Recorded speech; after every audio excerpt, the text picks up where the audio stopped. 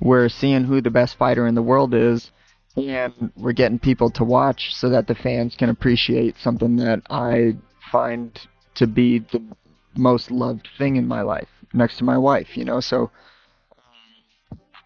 I don't know, I think it's a shame when that shit happens, especially when it's like an ego thing. But also at the same time, I don't really think that that's too much of what Jon Jones is doing. I'm more speaking in terms of what I kind of see in other people. I think... Why is that fight not happening? Well, it could be for two reasons. It's either that Jon Jones is using a strategy to have more money. What you want to say? But I think that's why he's doing it. You know, if he's doing it just to hold the title, to serve the wave. Joe Rogan has revealed that Jon Jones is demanding $110 million to fight Tom Aspinall at the White House next year. Although the UFC world is no stranger to chaos, this unexpected twist has caught many off guard. What once seemed like wild speculation, UFC fight on the White House lawn is now gaining serious traction, along with growing backlash. Jones, who officially retired just a month after UFC 303, appears to be setting the stage for a high-stakes comeback, but his massive financial demands are sparking major controversy. It's like Jon Jones finally wants to fight Tom Aspinall, but this time at the White House. I told you guys that Jon Jones was playing chess, not checkers, this entire time. Someone just tweeted this at Jon Jones saying, "Ducking Tom Aspinall, question mark, best decision you ever made, question. Jon responded, "Choosing when to attack and where you want the battlefield to be is not ducking, my friend." Try telling every single one of you that Jon Jones was never ducking Tom Aspinall. Very clear here that Jon Jones is playing chess. The demand for $110 million has quickly become the most polarizing headline in MMA this year. While some fans and analysts view it as a bold move worthy of Jon Jones' stature, others, like his longtime rival Daniel Cormier, accuse him of holding the sport hostage. On his 3 Rounds podcast, Cormier didn't hold back, saying, "I figured he was trolling. I thought he was messing with the fans, kind of giving them a hard time because he knew how much they wanted him to fight." Tom Aspinall, clearly frustrated by the uncertainty, Cormier added, "Why are you playing with people's emotions?" For Cormier, Rogan, and many others, this situation isn't just about the money, it's about respect for the sport, its fans, and the fighters who deserve clarity in the heavyweight division. If we just would have got that fight over with right away. Think of the Sharing Ngannou still would have been for this company. You just would have had that fight and moved it on. And then you have an epic rivalry between those two, Aspinall and Ngannou. Like the years and years of amazing heavyweight fights could have been happening if Jon Jones just wasn't a petulant child, and if the UFC wasn't just the, "Oh no, it's fine, he's just finding himself," like just so annoying. And Jones's unexpected retirement in June 2025 threw the division into disarray. After months of avoiding a title defense against Tom Aspinall, who had gained serious momentum by defending his interim title against Curtis Blaydes in 2024, Jones relinquished the belt and walked away. Dana White, who had long promised a unification bout, was forced to pivot, ultimately promoting Aspinall to undisputed champion. Just 2 weeks later, Jones submitted paperwork to re-enter the UFC's anti-testing pool, reigniting speculation that he was never truly retired. What did you make it when you heard Jon calling out Alex of all people?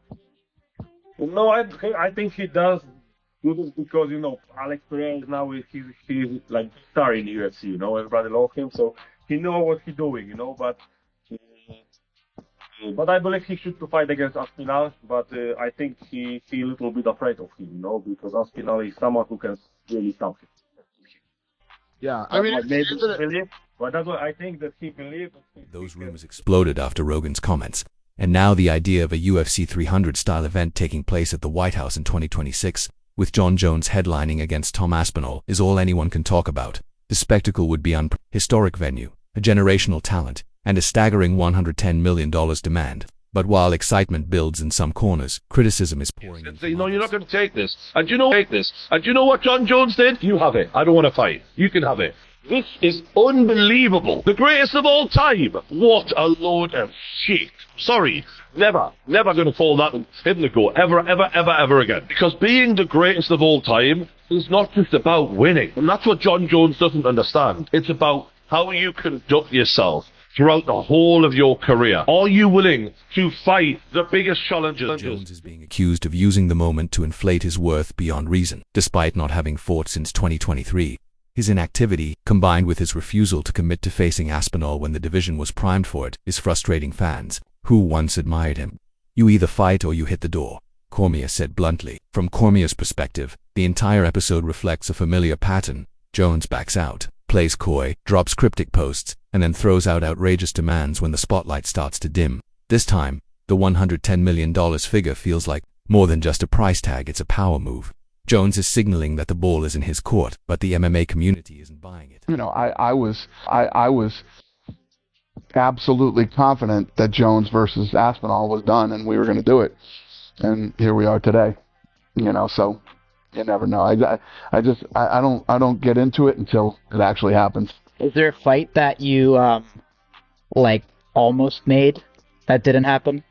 Aspinall Jones. The fight was done. Everybody had agreed to it. Everybody agreed to the whatever, and then Jones came back and Aspinall himself has remained relatively quiet throughout the controversy, continuing to train and make media appearances that reinforce his image as the de facto king of the heavyweight division. With a record of 15-3, the British fighter is peaking at the perfect time. Fans are eager to see how his athleticism, speed, and composure under pressure would measure up against Jones's fight IQ and unorthodox style. But the longer Jones delays, the more public opinion shifts in Aspinall's favor. Social media has exploded with reactions to Rogan's reveal. Some fans are calling Jones delusional, accusing him of pricing himself out to dodge the fight, while others see it as a strategic masterstroke, pushing UFC executives, especially Dana White, into a corner where they must either reject the spectacle or start pulling strings to make it happen. After all, Jones has always been a master of leverage. I'm as big a Jon Jones fan as anybody, and I've always defended he's not afraid of Tom. He's willing to fight anybody. It's hard to not fall into that narrative here, though. You know, like, to me, like, fighting in the White House, like, that doesn't do it. But maybe I'm a different person, you know, maybe everybody looks at it different. For me, like, if you tell me they're going to have a fight at the White House, like, cool, all right, like, it'd be cool to do it. If not, whatever, like, a fight's a fight. Maybe Jon are drawing comparisons to the Conor McGregor effect, arguing that Jones is now following McGregor's playbook, demanding astronomical paydays and turning fight negotiations into media spectacles. The key difference, they point that, is that unlike McGregor, Jones hasn't delivered consistent performances or knockout entertainment in years. The backlash has been intense. Jones's Instagram is flooded with comments from fans, some pleading with him to take the fight, others accusing him of outright ducking Tom Aspinall. Even Joe Rogan, who has followed Jones's career closely and once called him the greatest fighter of all time, sounded surprised when he revealed the $110 million demand on his podcast. That's what I'm hearing. He's asking for $110 million to do it, Rogan said. Now, if the UFC and the White House want to make history, they might actually get close to that, but I don't know if that's real or just Jones throwing a number. Star Aspinall would have been if we just would have got that fight over with right away. The star and Ngannou still would have been for this company. You just would have had that fight and moved it on. And then you have an epic rivalry between those two, Aspinall and Ngannou. Like, the years and years of amazing heavyweight fights could have been happening if Jon Jones just wasn't a petulant child, and if the UFC wasn't just the, oh no, it's fine, he's just finding himself. Like, just so annoying. Whatever the intention behind the $110 million demand, the result is clear. Jon Jones is once again at the center of attention, and not all of it is positive. Former fighters are starting to weigh in as well. Chael Sonnen joked that if Jones is asking for $110 million, then Aspinall should be demanding Buckingham Palace. Brendan Schaub, speaking on The Schaub Show, called the number delusional, noting that the UFC has never paid a fighter more than $10 million flat. You're not Mayweather, Schaub said. You're not getting that kind of bag. Still, some are pushing back against the criticism. Jones supporters argue he's the only fighter capable of commanding such a figure. He's the best to ever do it. One fan wrote on Reddit, "You don't lowball Michael Jordan if he wants to come back for You're one a last sprinter game." and you take PEDs. You become faster than people who are not taking PEDs, and you win a race. That's okay. You're a cheat. You've won. They'll take your title off you or whatever. That's fine. If your job is to hurt another person, physically hurt another person, which could potentially redirect the rest of their life post-fighting, you're an absolute piece of shit, and you should never be able to fight again. If you have The White House angle adds yet another layer of intrigue. While it's unclear how serious the talks truly are, several insiders have pointed out that with the US semi-quincentennial approaching in 2026, the idea of a major UFC event taking place at a national landmark isn't entirely fetched. Former President Trump's close ties to the UFC and his long-standing relationship with Dana White have only intensified speculation that a once-in-a-lifetime spectacle could actually materialize, and that Jon Jones versus Tom Aspinall might be the historic main event to headline it. The legacy. To be able to go to the heavyweight division, take out everyone and then take out the Jon Jones legend, you know, and then go back to even beating a few of these new school guys, will literally put Tom Aspinall as the GOAT of the... But as with everything in MMA, reality is slippery. For now, fans remain stuck in limbo. Aspinall is ready. Cormier is demanding answers. Jones is playing chess, and Rogan has lit the fuse. At this point, Jones is under mounting pressure to either confirm the fight or step away for good. His legacy remains intact for now, but with every tease, cryptic post, and sky-high demand, the goodwill he once earned from fans and fellow fighters continues. He's like the longest running heavyweight champion in the history of the UFC, isn't he? But he's only like he hasn't fought anyone. Yeah, I don't think it's gonna happen. You know, I think Jon gets a lot of money being champion. I think the sponsors are not paying him a fortune, and I think he's just dragging along, keeping the belt as long as possible. It's worth that much money to him. I mean, Jon's often struggled.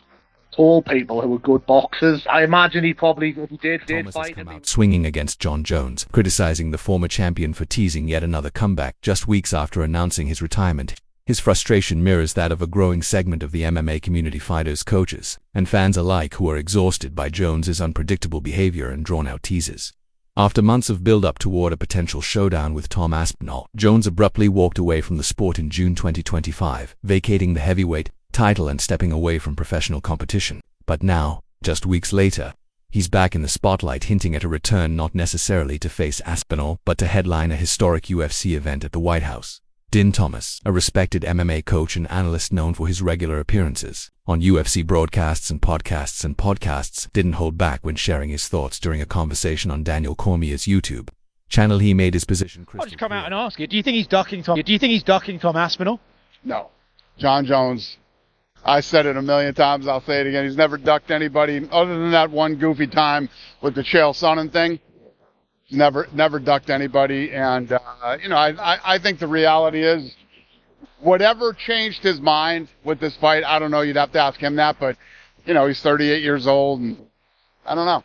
Do you think if it was someone like Alex Pereira, he would fight them, and it's maybe Tom that he My specifically initial liked? thought when I heard that was, this dude just loves attention, Thomas said. He's just trying to keep his name out there. He's dangling his status over our heads, and I hate it. I'm going to tell you right now, I don't give a F asterisk if Jones ever fights again.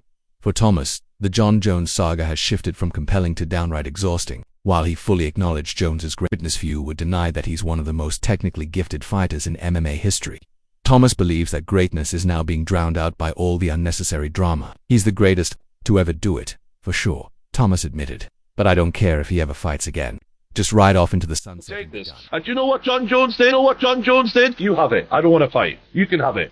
This is unbelievable. The greatest of all time. What a load of shit. I'm sorry. Never going to call that him the GOAT. Ever again. Because being the greatest of all time is not just about winning. And that's what Jon Jones doesn't understand. It's about how you conduct yourself throughout the whole of your career. Are you willing to fight the biggest challenges, biggest tests? Go in there and test Instead of yourself watching again. Jon Jones flip-flop on retirement and stir speculation on social media, Din Thomas said his focus is on the active fighters who are putting in the work and risking their health to keep the sport alive. You know who I care about. I care about Ilia Topuria, Dustin Poirier, the dudes out there putting their lives on the line for us. He said, I care about those dudes. Jon Jones, I don't care if he fights again.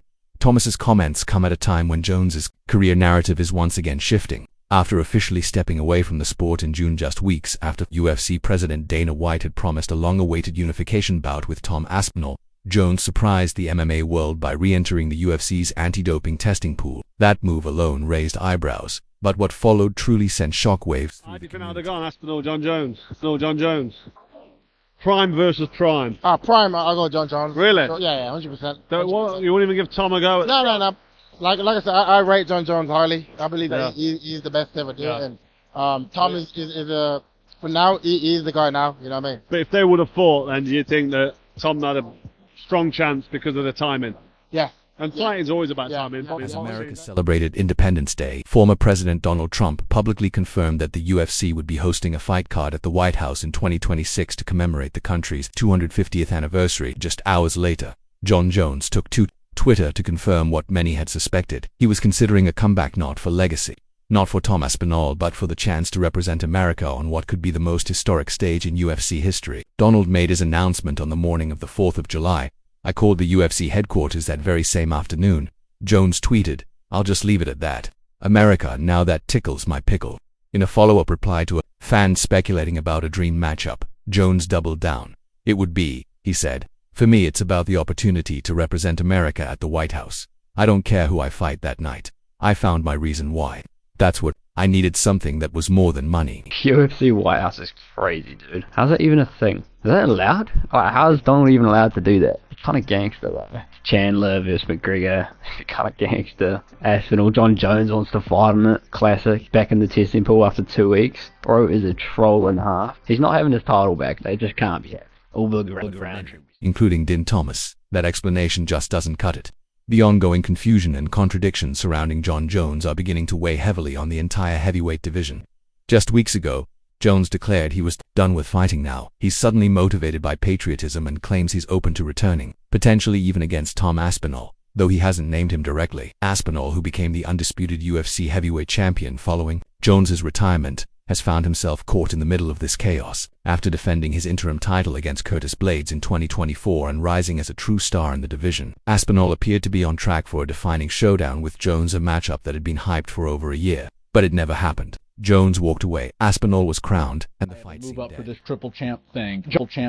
Jon Jones, who took a few years but made good on his promise that he was moving to heavyweight, went up and fought Cyril Gane. We're like, okay, we've got some guys, right? Like, we might have lost Cyril Gane as a legitimate contender, but we got Jon Jones. That's okay. And we've got Tom Aspinall, who is a prime, even a young for his division, monster, who's got in several fights like less than 10 minutes of cage time. So he's giving the fans the knockouts they want to see, the high energy, the submission. The submission. He's great on the microphone. With Jon Jones back in the testing pool and laser focused on the potential White House event, Tom Aspinall may once again be in his sights. UFC President Dana White certainly hopes so. Speaking on the Full Send podcast, White revealed that his dream headliner for the historic card is none other than Jones versus Aspinall. The dream main event right now would be Aspinall versus Jones, White told the Nelk Boys. For him, the White House event isn't just another fight night, a landmark moment in UFC history. White has promised to make it the baddest card of all time, a pay-per-view spectacle that could rival or surpass anything the promotion has ever done. But turning that vision into reality means cutting through the cloud of ambiguity surrounding Jones. Does he truly not care who he fights? Would he actually accept a bout with Aspinall, the opponent he seemingly avoided for over a year? Or is this yet another calculated tease to keep his name in the headlines without stepping back into the octagon? Is there a fighter in MMA or the UFC that you just find absolutely insufferable? Because for me, it's Jon Jones, and there is no close second. Jon Jones defended his heavyweight title against a retired 42-year-old Stipe Miocic back in November. Ever since then, Jon has been saying, what has Tom Aspinall done to deserve to fight me? You know, besides Tom being the interim champ and having a defense with that belt, Jon has just found every possible way to not fight. Questions are fueling growing frustration across the MMA world. Many now see Jon Jones not only as someone stalling his own career, but as the one holding up the entire heavyweight division. Tom Aspinall now 15-3's clear path forward, whether that means facing Jones, Cyril Gane, or another top contender. But the constant indecision, paired with Jones's vague declarations, is preventing the UFC from moving forward with clarity. Even Jones's legacy, once untouchably, is beginning to feel the strain. Despite being a two-division champion with an unmatched record, his repeated retirements, suspensions, and now murky comeback talk have left fans and analysts fatigued. You're following this saga closely and want more updates, insights, and breakdowns. Make sure to subscribe to my channel for all the latest MMA drama and news.